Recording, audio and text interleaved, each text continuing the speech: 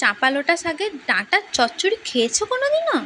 দেখো, খুবই ভালো লাগে। তৈরি করতে জানো না? আরে আমি আছি তো, বলে দেবো। মানে আমি সবজির মধ্যে নিয়েছিলাম ডাঁটা, আলু, বেগুন, গাজর, আপনাদের কাছে কুমড়ো থাকে সেটাও দিতে পারেন। নাড়াচাড়া করার পর ঢাকা দিয়ে দেবেন। এখানে রান্নাটা কাঠের উনুনে করছি। কাঠের উনুনে যাই রান্না হোক না কেন তাই যেন অমৃত সমান লাগে। তোমরাও কি আমার সাথে একমত?